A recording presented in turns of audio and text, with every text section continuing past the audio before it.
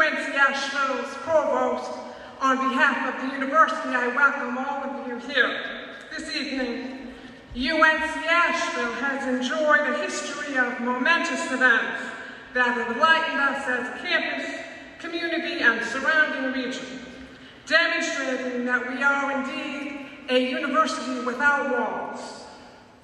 Tonight will go down in history as one such event as we proudly host a brilliant scholar, poetic prophet, social activist, and philosophical genius who stirs souls into an incisive understanding of the riveting realities and shortcomings of imperialism. In his award-winning book, Democracy Matters, Dr. Cornel West compels readers to understand how movements have led and continue to thrust our nation into a democratic revival of possibilities and opportunities. He challenges us all to preserve and protect the basic tenets of the deep democratic tradition of the United States of America. Moreover, his colleagues hail Cornel West as one of the few cultural critics in this country equally engaged in matters spiritual and material.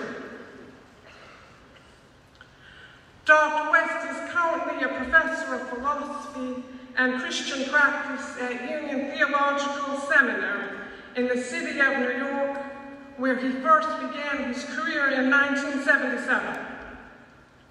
He took this post after serving admirably in the class of 1948 university professor at Princeton University, where he is praised by President Shirley Tilghman for creating one of the world's leading centers for African American studies at Princeton.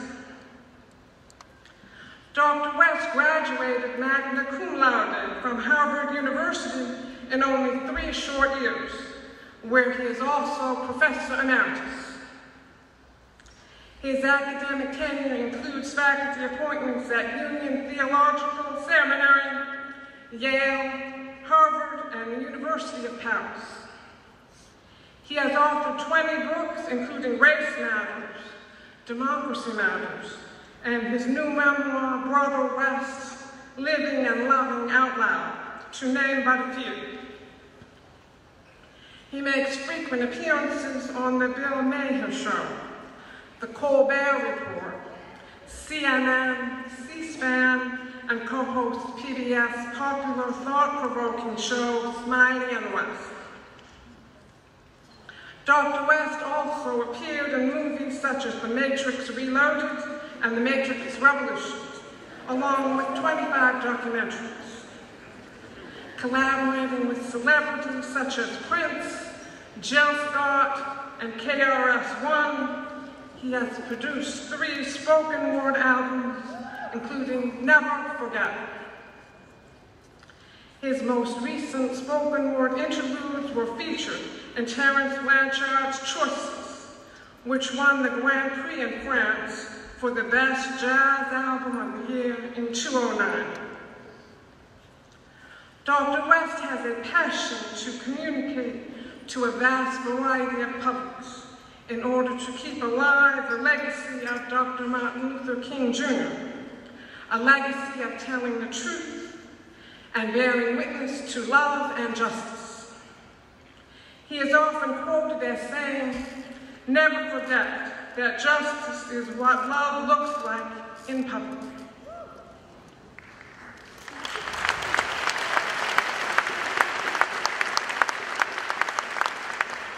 Many campus community members have worked hard and well together to make tonight a great experience in learning about love and justice. I thank each and every one of you for the parts you have played in this event. In particular, Katie Cornell, Humanities Program Administrative Assistant, Tammy Fortson, Dr. West Assistant at Princeton, Dr. Gwen Ashburn, Dean of Humanities, and Dr. Samer Trabusi and his colleagues in the Department of History deserve singular praise for their efforts this evening.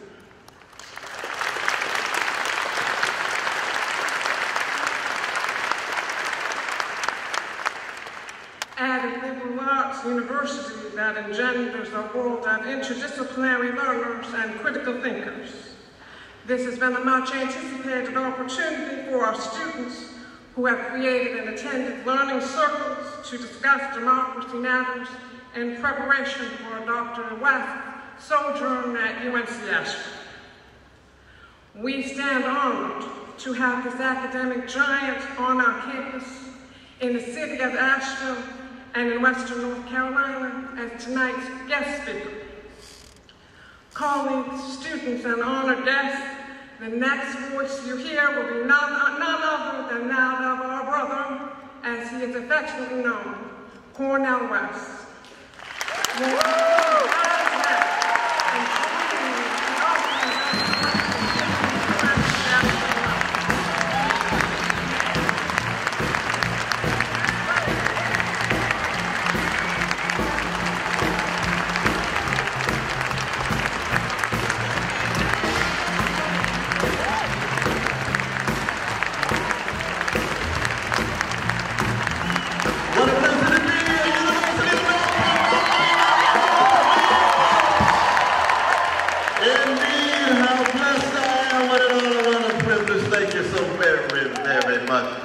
Give it up for the jazz musician.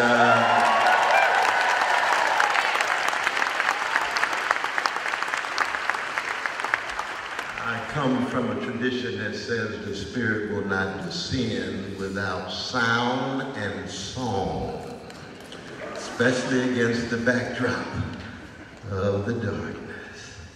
I salute each and every one of you today. I am just so happy to be here. I've had a magnificent afternoon. I was picked up at the airport with my dear brother, Dr. Summer Troublesee. Give him a hand, give him a hand. Stand up, brother, stand up, we can see you. Stand up so we can see you. That's a wonderful year. This president in there was my dear Dr. Brother Darren Jordan Waters. Give it up for our brother. Stand up there, brother. Yes, indeed, he is one of the great historians of this city. In fact, his parents are somewhere. Where are your parents? Where are your parents? Please stand, please stand, please stand. Give it up for his parents.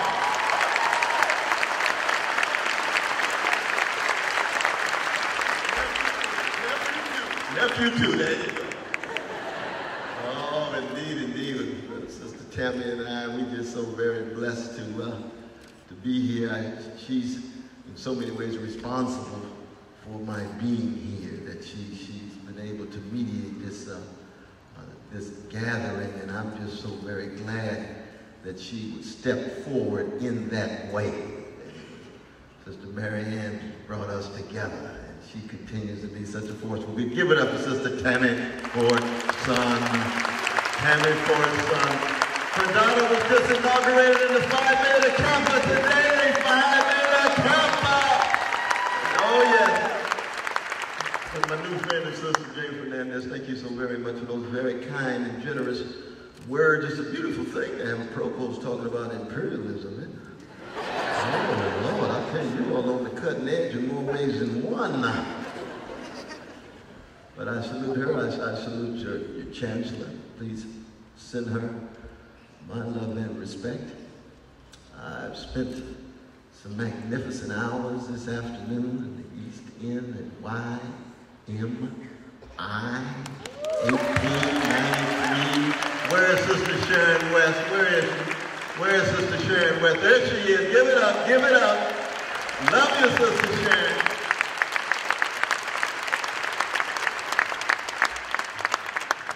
I wonder whether you're Kanye West's cousin or mine. I met another wonderful Sister West, too, earlier today. But it's not too many black West who's not related to me. And maybe some vanilla West, too. I just don't know. But I also would like the faculty at this grand institution to stand. If you are a member of the faculty, please stand. Let us salute the faculty, the intellectual and academic center of this institution.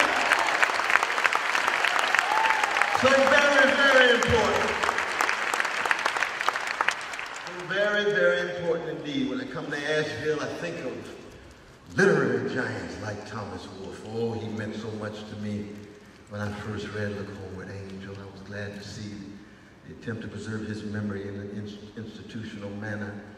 And then, of course, there's Nina Simone, the one and only Nina Simone, Asheville, North Carolina. Floyd McKissick, oh my God, Asheville, North, James Ferguson, freedom fighter, Asheville. And then there's a special family, there's the Ray family and the Ray Auditorium in YMI. I'm talking about Julia and Jesse Ray, and I'm told that Jesse Jr. is here. Where's Jesse Jr.? Stand, brother. Oh, way in the back, way, there he is. Part of the nobility of Asheville, North Carolina. Democratic nobility. Style and grace and dignity, but also trying to keep it real. And that's what I would like to do tonight. As you can see, I am in no hurry.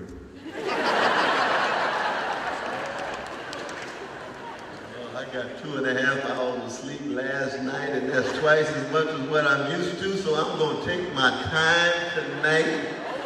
We are going to have a good time as we wrestle with some very difficult issues. Now, you all know that I was supposed to be here October the 16th. And I only have one brother, one biological brother. I've got a whole lot of brothers of all the various cultures and colors and civilizations, sexual orientations and religions or non-religion. Yes, I love my atheistic and agnostic brothers and sisters too. Oh, yes I do. Yes I do. But I only have one biological brother, Clifton West, and my God, if I could be 1/3 of the human being that he is. I've always wanted to follow him in his footsteps. He was a great track star, #1 miler in the country, won the Gold in West, 1972 Olympics. Ran the mile, very rare at that time for a black man to run the mile. We were dominating in the sprints. We know that. Last 75 years, the fastest man on the globe has been either a Negro or an African. Even when they spill over in the Canadian, a Jamaican brother from Canada. But when you shift to the mile, that was a very different thing in those days for American black man. That was my brother. And when I got the phone call late Sunday night that he had a massive heart attack, his heart had stopped twice. I thought that was it. My first instinct was, think how blessed I was to have him around for 63 years in my life. But then I immediately caught a plane, went to Philadelphia and sat there for 2.5 hours and took off at 5:30 in the morning and told Mom to be ready because it had to go back to Sacramento, California. Then I said, lo and behold, I'm supposed to be in Asheville.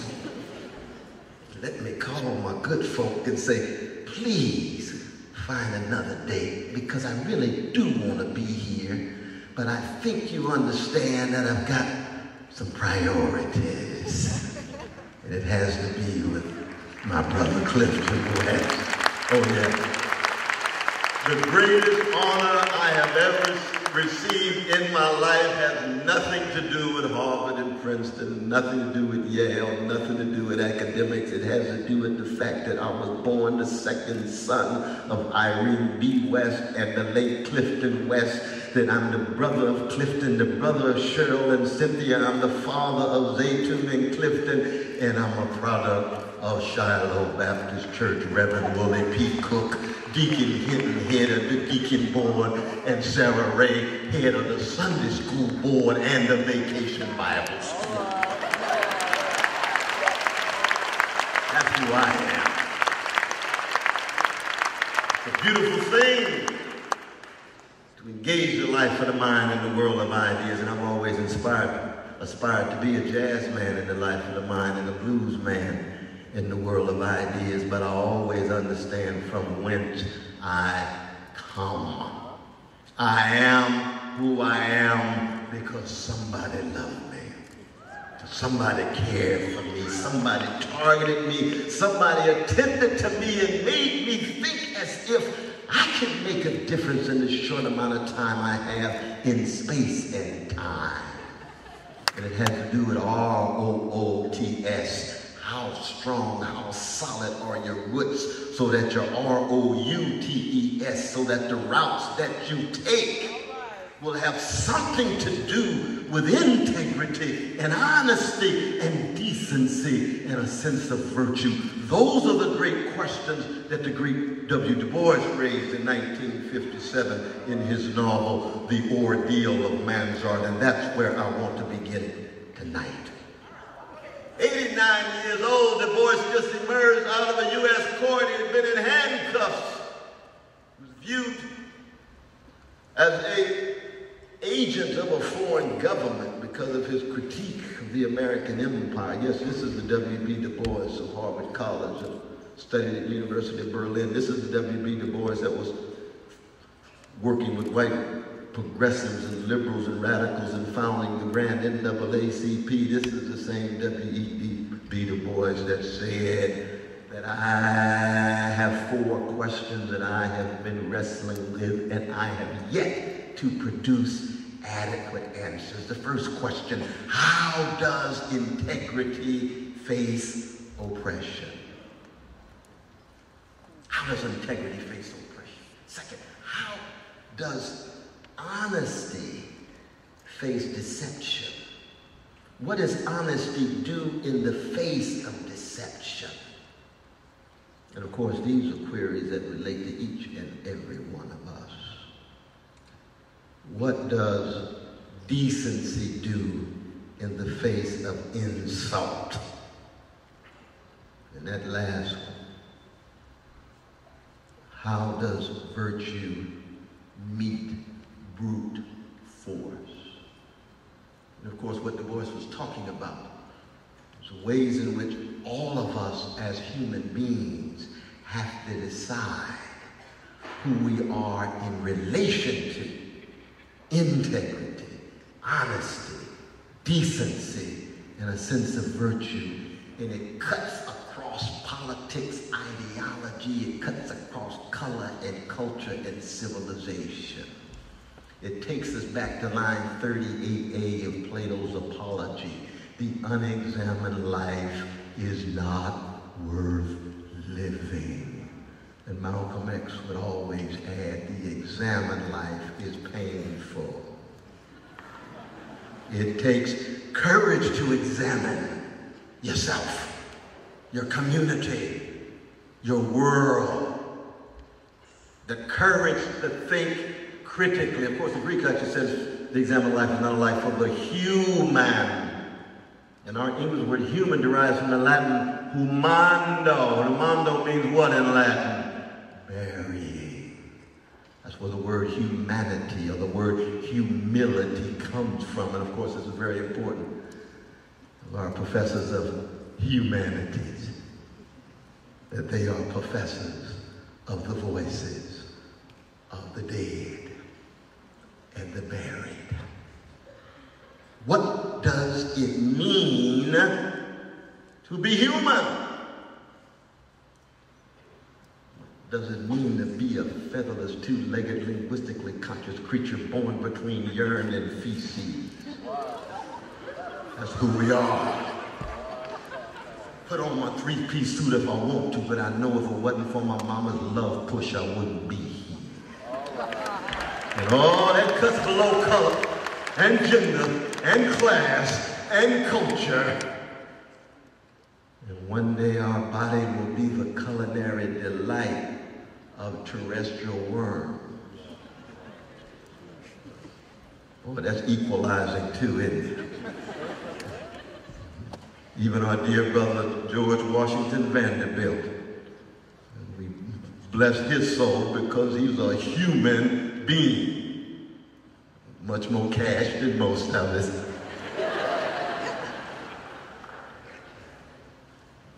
But he died. He provided support. Why am I?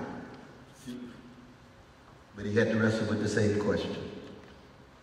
Same is true for our precious poor brothers and sisters in Asheville, south side of Chicago, Appalachia, reservations for our indigenous brothers and sisters,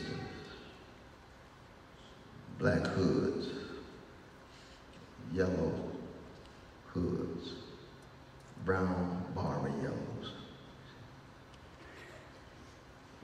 What Du Bois is trying to get at in those questions, you cannot talk about keeping alive a very, very fragile experiment in democracy without beginning with existential questions about the kind of human being you will choose to be.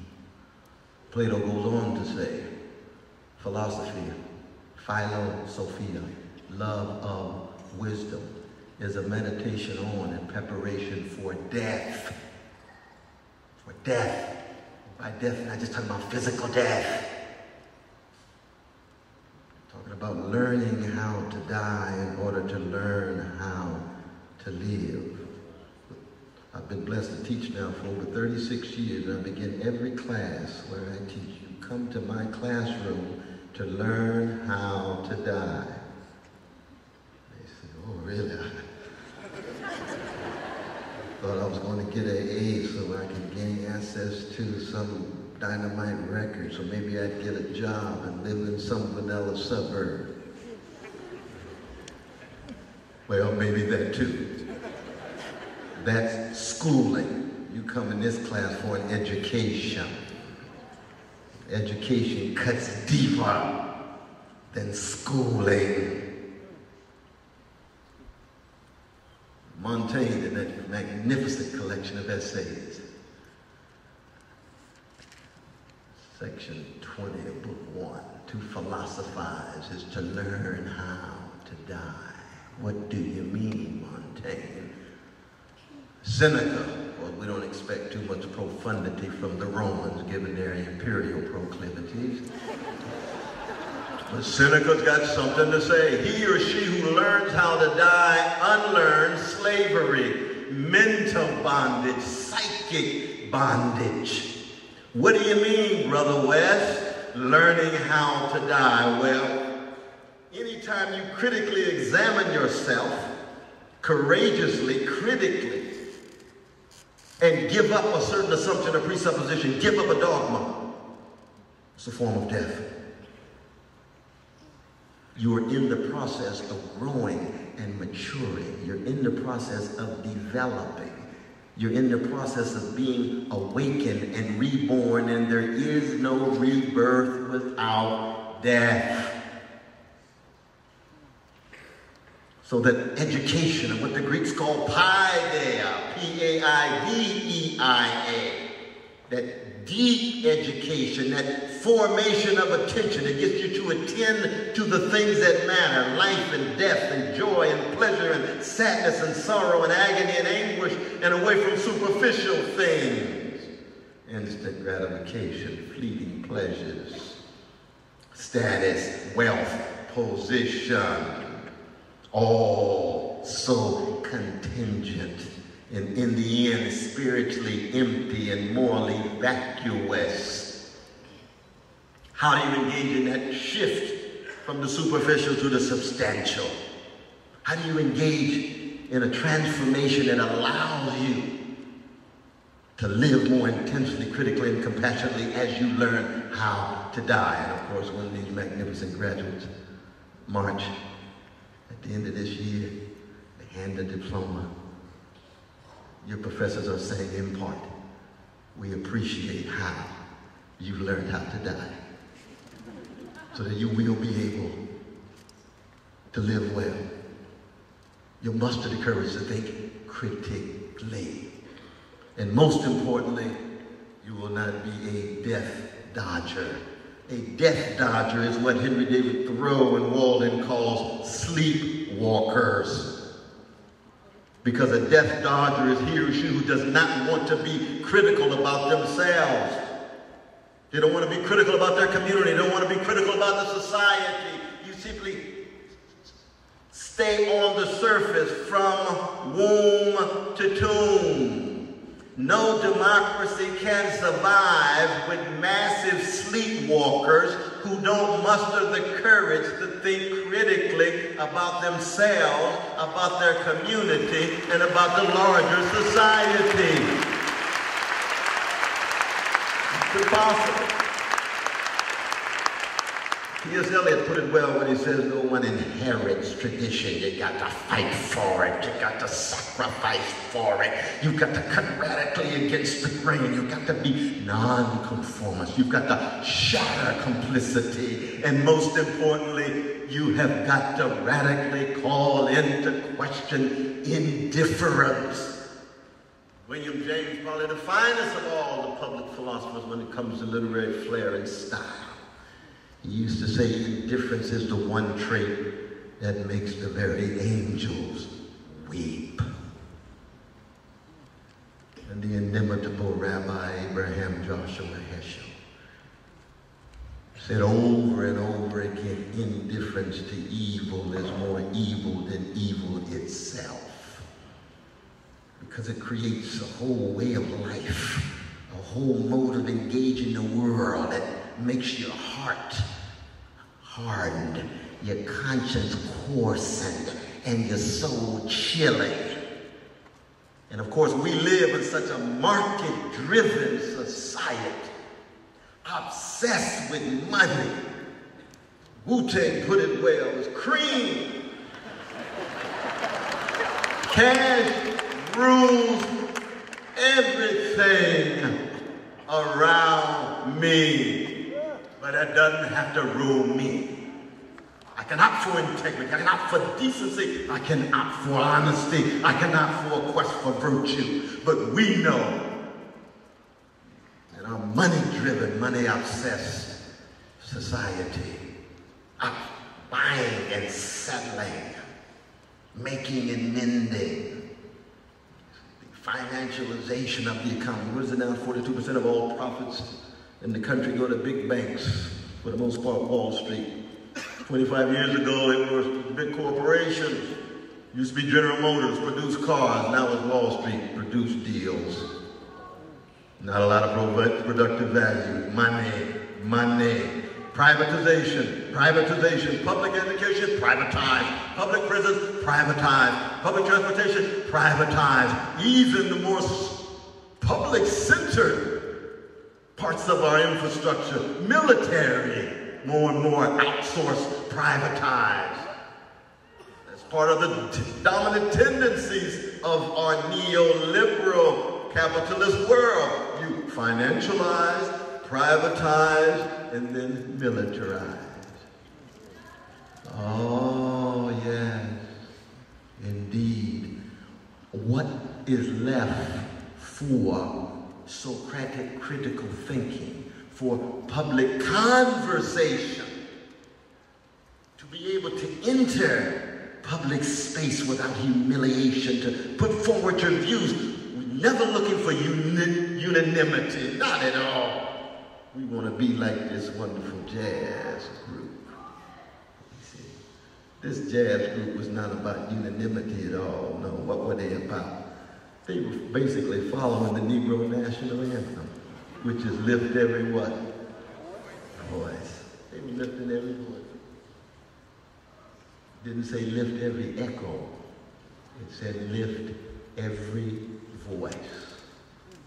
But in a market-driven society, I say this especially for young brothers and sisters of all colors, which means basically those under 35. Because I'm 60, it used to be 20, but I'm moving up north. I say there's so many young folks these days are so obsessed with truncated conceptions of success that they want to be copies rather than originals. They want to be imitations rather than creations. All they want is the Benjamins and the status. Now, I'm not talking about any young people in this audience. I'm talking about folks somewhere else in other parts of the country. But let us be very, very honest and very, very candid. You say what, my dear sister? Power to who? Oh, God, I can't hear it, my dear sister. The Twin Towers are falling? Where? Which towers you talking about, my sister? Because if they're going to fall on us, we need to make a quick shift. Love you. No, but yeah, let us stay if she's able to just hold off a little bit. But God bless her. That's right. Give her a hug, brother. Give her a hug. Let's give her some.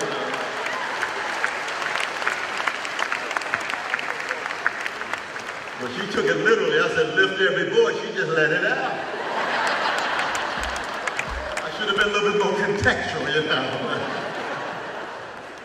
But of course, the tradition of black people in America that says lift every voice is not just a matter of lifting the voice, but you have got to be shaped by a certain kind of paideia, a certain kind of education. It can take place in the classroom, but sometimes it takes place on the block. Sometimes it takes place in the prison cell, like with Malcolm X. Sometimes it takes place in some of our churches, especially our churches in the past that used to be much more serious about the blood of the cross, but now so much have become Kool-Aid. Oh, we don't have too much depth left in many of our churches. They've been marketized, commodified, and thoroughly commercialized too. Pastors become CEOs rather than pastors. The choirs become praise teams to stimulate and titillate rather than really nurture and empower. Let's be honest about our churches, but it's not just our churches. It's market culture in every nook and every cranny of our culture.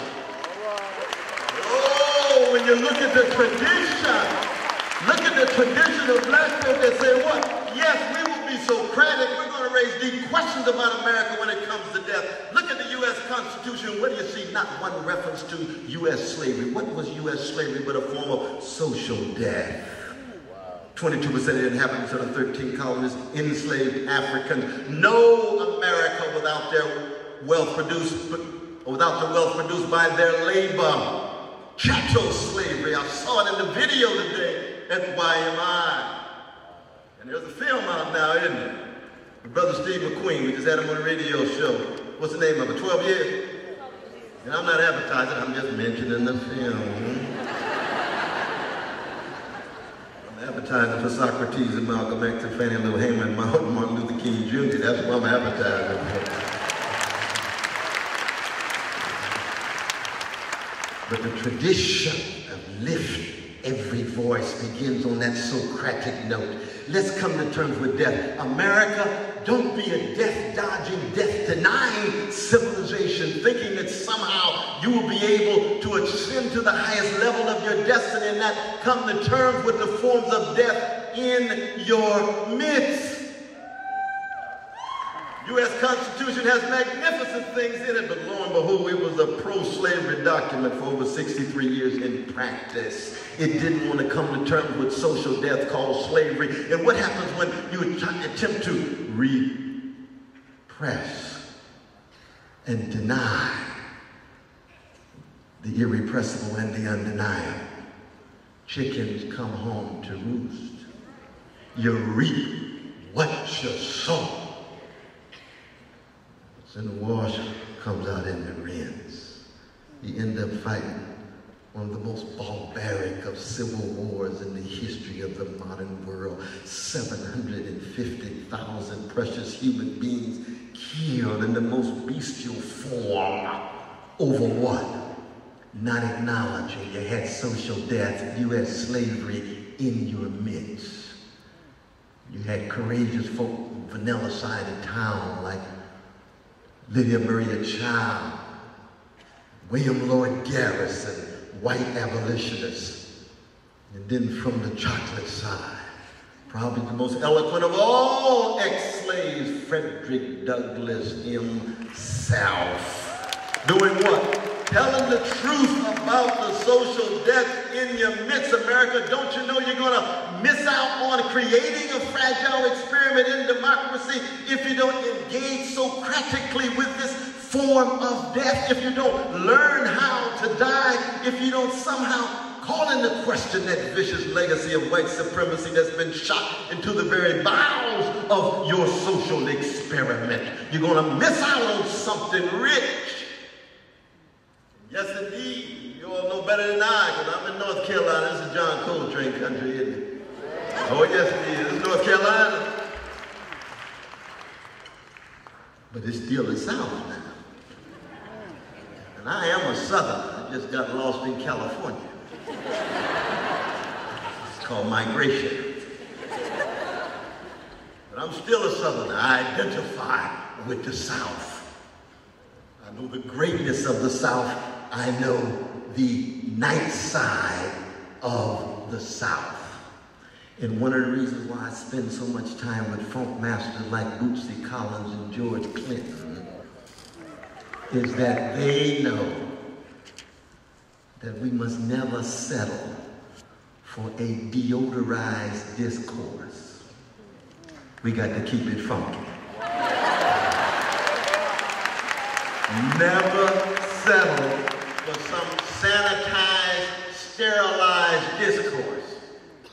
So when you're talking about indigenous peoples and their treatment, where World War I began in 1492, it has been going on ever since.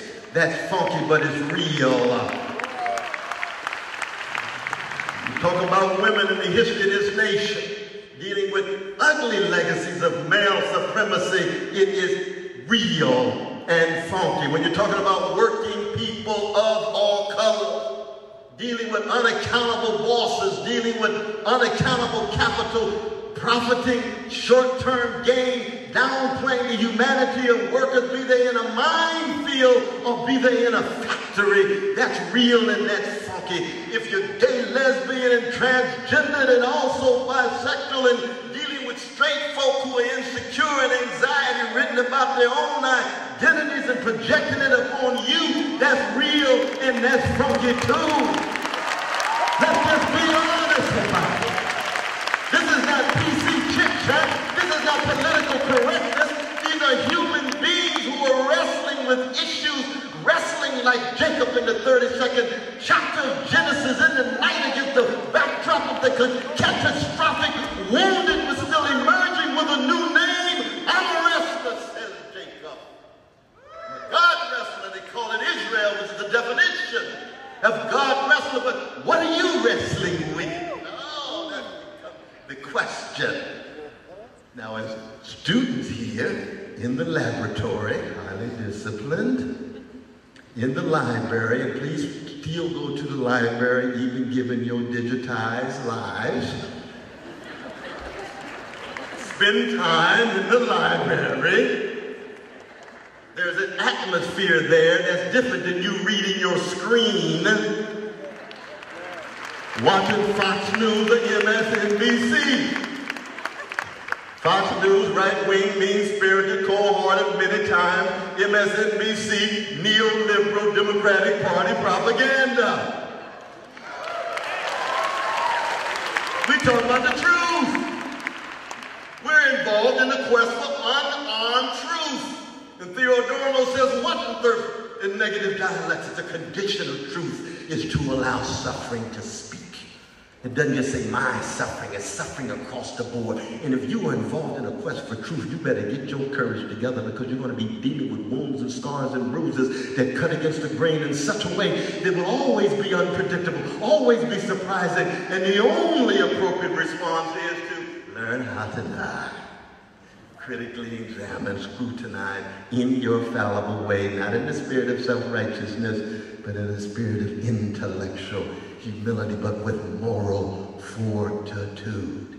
But you see, what black folk at our best, what we taught the country, is not just to be Socratic in regard to forms of social death, not just to be Socratic in forms of civic death, because that's what Jim and Jane Crow was. Black folk part of the body politic, but civically dead because you can't vote. You still a second or third class citizen or a sub-citizen. You're civically dead, but still your labor necessary in order to sustain the economy, especially in low-wage slots. And of course, it was a form of terrorism. I hate when I read these textbooks and talk about Jim Crow in terms of, well, black folk were segregated against white folk. Oh, yes, they were separate. Yeah, that's true. That's just the beginning of the story. Every 2.5 days for over 55 years, some black body hanging from some tree, that strange fruit that southern trees bear that the great Billie Holiday sang about with such power. And Maripol, the Jewish lyricist, writing the words, that's terrorism.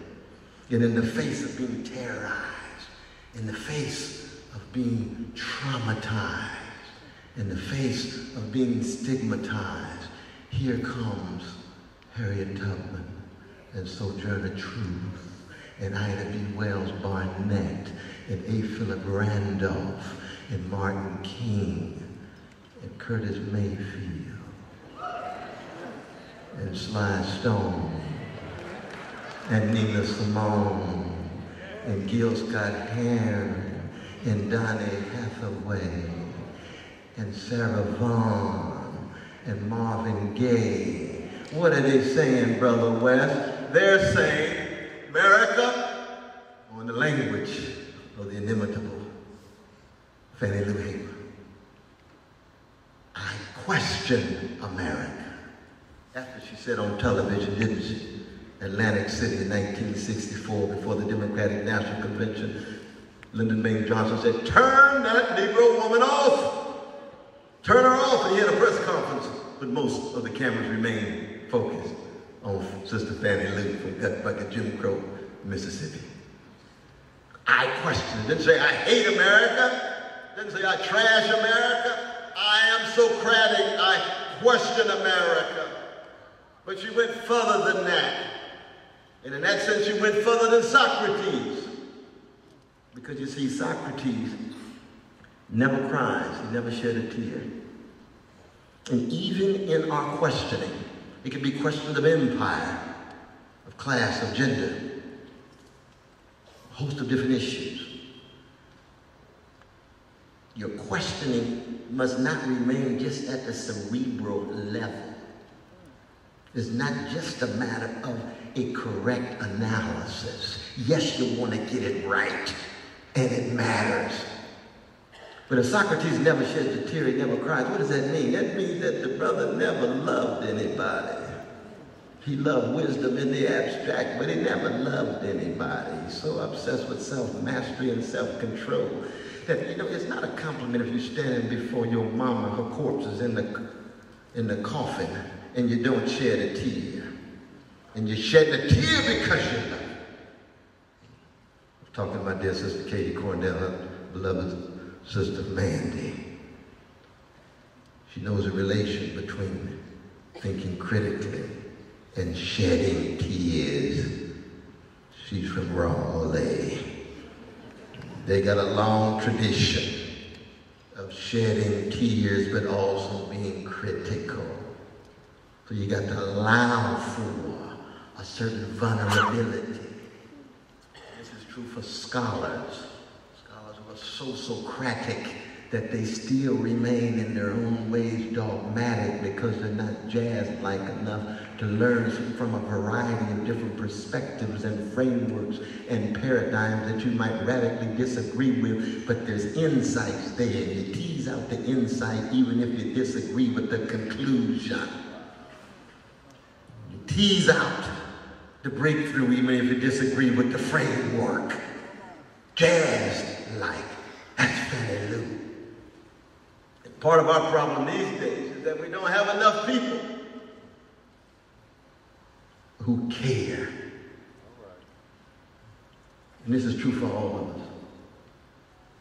There is no way that we could have the expansion of the new Jim Crow where we lose nearly 2 generations of precious, poor, black and brown youth that we spend over $500 billion, a Marshall Plan, a carceral Marshall Plan, a prison Marshall Plan for the prison industrial complex, for the new Jim Crow, and act as if it is invisible. Act as if it is invisible. It's true. You all know Michelle Alexander's text, The New Jim Crow. Classic for our day. And it's not just a matter of the prison industrial complex. It has to do with the existential issues of why is it that we so easily turn our backs. And this is true in the black community as well. We could talk about the old folk all we want, but at least they had a conception of service that said, lift as we climb, that our destiny, no matter how educated we are, is still tied to Brother Jamal and Sister Letitia on the block. That is to say, we are in this together. We are in this together. And you can be rest assured that if the prison industrial complex was sending middle-class kids or whatever come to jail as intensely as poor kids, we'd have a different kind of public conversation. Very different kind of public conversation. And I say this to my black brothers and sisters, my Jack and Jill brothers and sisters, my Alpha, and I am my Alpha, 06 in the house. And my dear Links and AKA sisters who I love so deeply, who attempt to reach out. They know, and I know, that if middle-class black kids were going to jail at the same level as black poor kids, we'd have a different kind of black leadership, quality. We'd have different kind of black churches,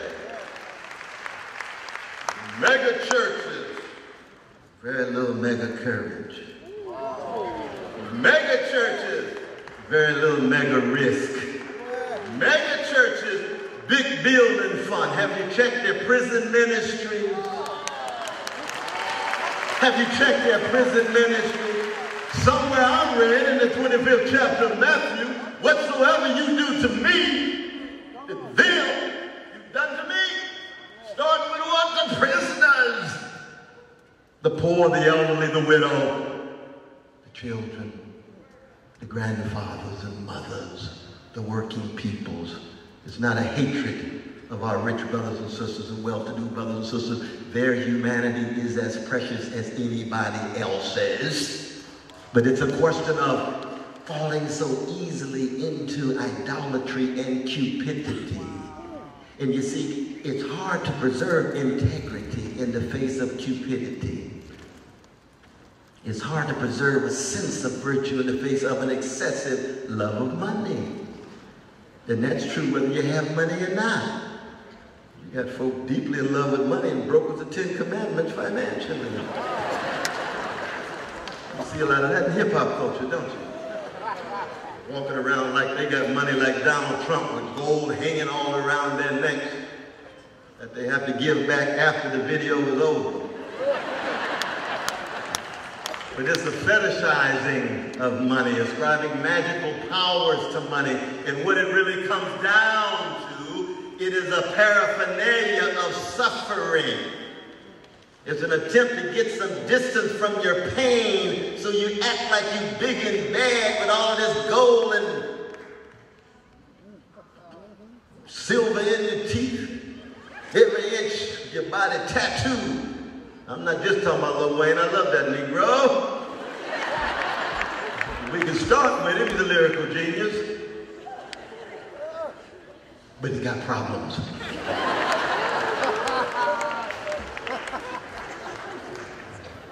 Last time I saw him, I said, brother, please listen to some Curtis Mayfield.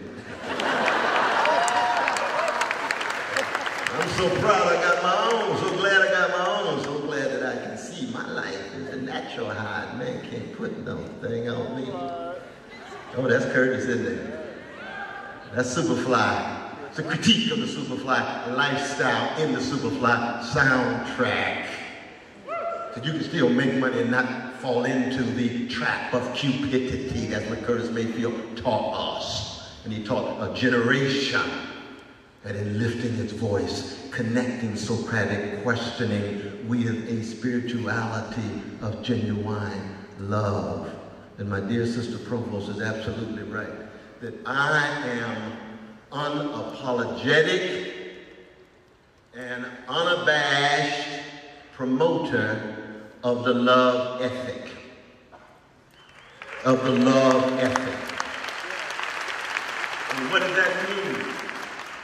It means I have a steadfast commitment to the best of my fallible ability to the well-being of others, and I believe in public conversation and in public expression. There's nothing wrong with talking about love, because love is the ultimate non-market value in a market-driven culture. It can be love of learning. It can be love of wisdom. It can be love of justice. It can be love of...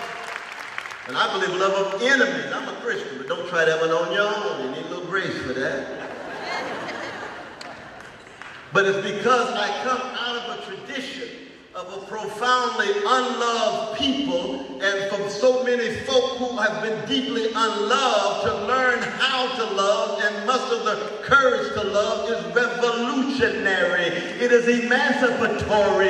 It turns your world upside down. It makes you believe in yourself when white supremacy is telling you you're not nothing. It makes you keep moving on and keep on pushing when you're told that your history is a curse and your freedom is a pipe dream and your hope is a joke. So love is not a plaything. That's why Martin Luther King Jr. was so locked into love. That's why Marvin Gaye's What's Going On, one of the greatest popular albums in the history of the world, was shot through with a love ethic. That's why the OJs were talking about the love train. That's why when we talk about love for those who have been oppressed, love, hated and despised, you utterly refuse to return that vicious, insecure hatred with hatred. That's the message of Emmett Till's mother. And that's one of the greatest moments in the history of this nation. Chicago, West Side, Roberts Temple, Church of God in Christ. Her baby in the coffin. Coffin open, kept the coffin open. President, governor, city council, keep the coffin closed. Mammy said, no, we're going to keep the coffin open. We're going to talk about the underside. We're going to see the forms of death in America. He was my only baby. His father fought in the U.S. Jim Crow Army, and he was killed by cowardly American terrorists, cowardly white supremacists in Gun Bucket, Mississippi, dropped his body in the Tallahatchie River, took 3.5 days to bring it back. I'm going to let the world see. Let the world see what happens when hatred runs amok. And what do you have to say to the world, Miss T? And she stepped to that lectern and she spoke on behalf of not just the best of black people, not just the best of America. She spoke on behalf of the best of the human spirit. She was Socratic. She questioned America like Fannie Lou Hamer. She came out with the legacy of Jerusalem, where Hesed, loving kindness of our Jewish brothers and sisters of Amos and Isaiah and Jeremiah, of Jesus, of Muhammad, of our Islamic brothers and sisters. And she looked right into the cameras and she said, I don't have a minute to hate. I will pursue justice for the rest of my life. What goes into the making of that kind of courage and fortitude and determination? That was Deep Paideia at work. She could have said what? We have been terrorized for 400 years, and it's time to create a black Al-Qaeda. She could have said that. Why is it that black people have never created a black Al-Qaeda when it comes to our dominant forms of leadership? To being terrorized for 400 years, you figure somebody probably brought the idea up in the basement somewhere. been trying this love business for a long time. Been trying to gain access to the mainstream for a long time. Why don't we start terrorizing other folk the way we've been terrorized? Why don't we start traumatizing other folk collectively with a political end the way they've been traumatizing us? Our babies are just as precious as their babies. No, here comes Mamie Teal. Don't get into the moral and spiritual gutter of those who hate others. Even if you are defeated momentarily, preserve your integrity, your virtue. Take the higher moral and spiritual ground. And in fact, in many ways, when you think about it, if black folk had begun to engage in counter-terroristic tactics, we probably would have had a civil war every generation or two. Wouldn't have a democratic America. Sometimes I say to myself, you know, white brothers and sisters, when you just see black folk, you ought to just give them a standing ovation. Oh, thank you for producing these love folk. Thank you for producing the king and the Fannie Lou Hamer rather than the black Al-Qaeda, because we wouldn't have an American democracy if you chose. We know you've been through hell. We know you've been treated like the wretched of the earth, but somehow you keep dishing out these folk who talking about love, talking about justice, not revenge. You didn't have to read Shakespeare's The Merchant of Venice to know the difference between justice and revenge. You didn't have to listen to the oration of Julia about mercy in the finest bard in the English language of Shakespeare. Many did, but you didn't have to. They had already been through a soul shaping, a soul craft. Now, where does that leave us today? Well, one, as I mentioned before, we're dealing with escalating economic inequality. 1% of the population owns 42% of the wealth. In the last 4 years, the top 1% got 95% of the income. That's a Key Sweat moment. Something just ain't right. Somebody got to raise some deep questions. Well, Professor West, that's how the market operates. No, that's not how the market operates. Markets operate relative to circumstances and conditions. Those circumstances and conditions are shaped by political forces. Trade union movement pushed to the margins. Working people viewed as just dispensable or manipulable. Hardly serious talk about wages, living wages. Can't hardly get the minimum wage increased. Profits have been going up at the top. CEO executive salaries, the same CEO that led us toward the financial collapse. How many Wall Street executives have gone to jail owing to the financial catastrophe? Not one. Zilch, no cent. And when they get caught, what do? They pull out the cash. Here, take 13 million, tax write-off. Here, take 6 million, sounds like a lot, tax write-off. And what happens when you and I get caught with well, I'll just say marijuana. I won't get into crack tonight. What happens when you and I get caught with a marijuana weed tonight? Go to jail. Young black people, 12% of young black folk flying high in the friendly skies every week. Marijuana and other help. Young white folk, 12%. Black youth, 65% of convictions. Why? Racist criminal justice system. The enforcement of the law on the chocolate side of town is more intense than the enforcement of the law on the vanilla side of town. Now, I don't want my white brothers and sisters to go to jail for weed, no. For marijuana, no. You got to radically call that in question. 62% of all of those in prison right now are in there for soft drugs. I think that's wrong. It's wasteful. The aim is not to make the jails more colorful. Let's have a fair criminal justice system that allows for other alternatives for poor youth. You know what it is to be a poor young person living in poverty today? The schools are like airports. You have to go through security every day.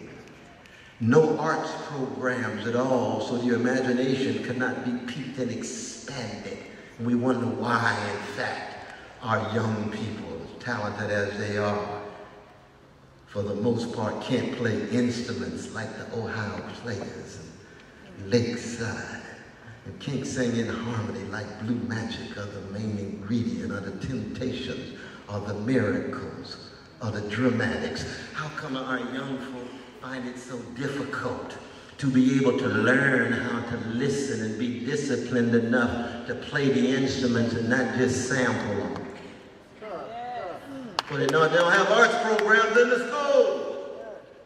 And you can make big money in America even when you sing out of tune. True. Nat King Cole turns over in his grave. You know how hard he worked singing in tune with that magnificent pronunciation. As someone who did not go to college, but 2 musical colleges went through him. That's work, work, work. And that says much about where we are. Escalating economic inequality. The pundits call it political dysfunctionality. I just call it sheer political paralysis in Washington. It's not just a polarization of 2 parties. Republican Party still has a certain kind of diversity, so I don't believe in monolithic characterizations of any party. But you've got dominant tendencies in that party that are very much tied to big business, big money. Just pushing through a bill that cut food stamps for poor people, the most weak and the most vulnerable in our society. Then you got a Democratic Party that is so milquetoast and spineless and tied to big money and specialize in trying to somehow distinguish themselves from the Republican Party, but begin to look very much like the Republican Party in terms of what they agree on, in terms of where they come together. Has any party talked about poverty? Has any party engaged in serious Socratic scrutiny and investigation and prosecution of Wall Street? Has any of the parties called into question the U.S. drones that's dropping bombs on not just terrorists but innocent people? Now 224 precious children in Pakistan and Somalia and Yemen. Don't you know those children are just as precious as the priceless white children in Newtown, Connecticut? They're just as precious as black children in Chicago. They're just as precious as brown children on the east side of Los Angeles. They're just as precious as red children in reservations. Every child has the same status. Where are the voices from those parties that so locked in to the big money? They need the lobbyists. There's 16,000 lobbyists that target every politician. Politicians spend 72% of their time raising money, more money, more money. What about your vision? I'm raising money. What about your analysis? Raising money. Who's writing your policy? Probably the money givers. And we wonder about this lethal connection of escalating economic inequality, this political paralysis, and then the cultural decay that takes the form of the sleepwalking that I was talking about. We amuse ourselves to death, as Brother Neal says in his book. Television, video, films. Where are the voices of righteous indignation when it comes to inequality, poverty, corporate domination of the government, and when it comes to imperial policy, U.S. foreign policy? I know I cut against the grain, but I view my dear brother Edward Snowden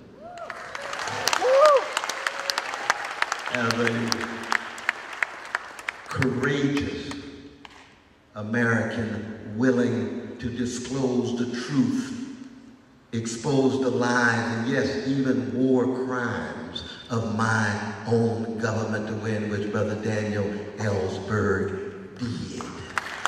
And we can have a debate about it. I could be wrong, you could be wrong, but Brother West, he violated the law.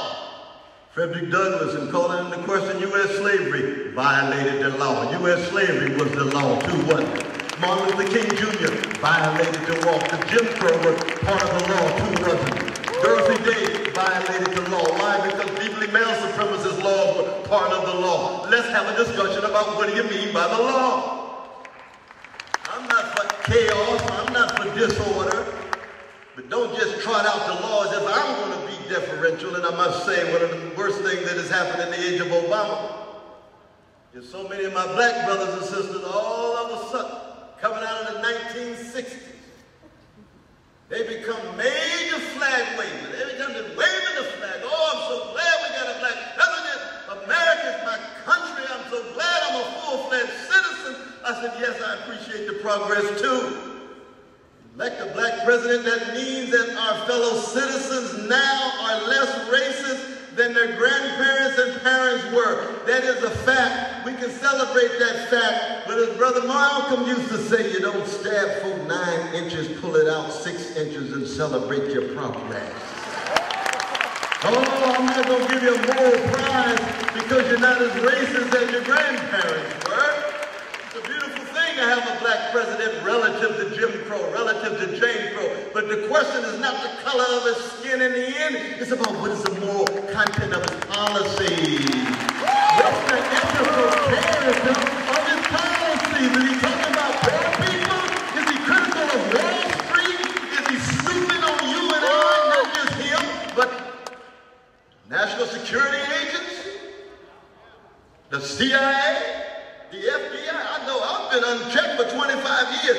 I play a little James Brown when I hear somebody checking in just so they can broaden their musical education. And I do not dislike Brother Barack Obama. It's just that when he went in, I thought that he was taking in with him the legacy of Martin and Fetterman and the others. Not that he was going to imitate them. He's got to be true to his own voice. But he did talk about single-payer health care before he got in. He did talk about fighting poverty before he got in. He did talk about the prison-industrial complex before he got in. But as soon as he got in, he brings in all the neoliberal economic advisors who claim to be the experts that somehow provide such sophistication and refined analysis that usually is deferential to the powers that be. And lo and behold, he more and more became an extension of that advice. And as that suffering intensified, as the working class began to more and more decline, the wages declined, we didn't hear his voice. And some of us raised our voices, and they started waving the flag. Brother West, where's your flag? And I said, I'm a cross bearer before I'm a flag waver. Every flag is beneath the cross. Every country's policies is beneath the cross. And the cross for me signifies unarmed truth and unconditional love. And if you're not talking about justice for poor people, don't look for me to wave your flag before I point out the cross that needs to be borne. And if you're talking about trying to somehow get me to fall in love with your advisors that are so tied to Wall Street, and you refuse to bail out homeowners, you refuse to bail out Detroit. Detroit only needs $17 billion, but you're giving $85 billion every month to Wall Street from the Federal Reserve. What are you talking about? You already spent $1.5 trillion in Afghanistan. You spent $2 trillion in Iraq, and all Detroit needs is $17 billion. And somehow they've got to pull themselves up by their own bootstraps because they made bad choices. You didn't say that to Wall Street, did you? No, not at all. I just want to be consistent. I want what Jane Austen called constancy. I'm trying to somehow follow through on a certain kind of conviction that has to do with both Socratic questioning and prophetic witness. And I'm going to end. You all been so very kind. I've been going for a long time. I started on a Socratic note. I'm going to end on a blue note because I told you before I'm a blues man. Part of our problem is one of the reasons why we often in the forms of denying death. Why it is we can't speak out strong when our Arab brothers and sisters and Islamic brothers and sisters are being demonized and terrorized in various ways because we're scared oftentimes. We're so intimidated. Makes us so differential to powers that be. Well, you see, what is fascinating about a blues woman like Bessie Smith or Gladys Knight, Aretha, or Wanda Hutchinson of the Emotions. They straighten their backs up. They're not walking around with their back bent. Now, Brother Martin used to say, when everyday folks straighten their backs up, they're going somewhere because folk can't ride your back unless it's bent. Straighten it up. Stand the way Sly Stone said, stand.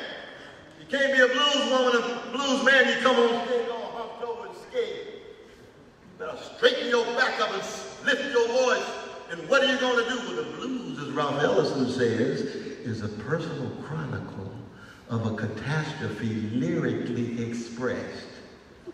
So it means you're going to come to terms with forms of death, be it your spiritual death, psychic death, social death, civic death, or whatever. When B.B. King says, nobody loves me but my mama, and she might be driving too. That's the blues. That's catastrophic. But what you do, you sing it with such style. Sing it, B.B. Use that power, that vigor, that energy that you got from your grandmama. She might have got it from the church. You may be unchurched, but the church spirit is still in you enough that you can stand honestly and candidly and speak your truth, lift your voice, but know it's against the backdrop of catastrophe. It could be ecological catastrophe, climate change. It could be economic catastrophe, economic inequality. It could be cultural catastrophe of not being able to find folk who affirm you, not being able to find folk who believe in you and respect you, but you still muster the courage because of your connection to your roots to straighten your back up. That's what I saw. At least in the day here in Asheville. I looked in the pictures of those faces. And oh, these are old black folk with such grace and such dignity. And they were standing tall, and I knew what it was like in Asheville, North Carolina in 1893. I knew what it was like to really try to bear witness and raise questions and be willing to take a risk and pay a price and bear a burden. That's what it is to be a blues person. And I do not believe in optimism, because the blues is in no way optimistic. They've been down so long that down don't worry me no more. That's why I keep it on. That's the blues.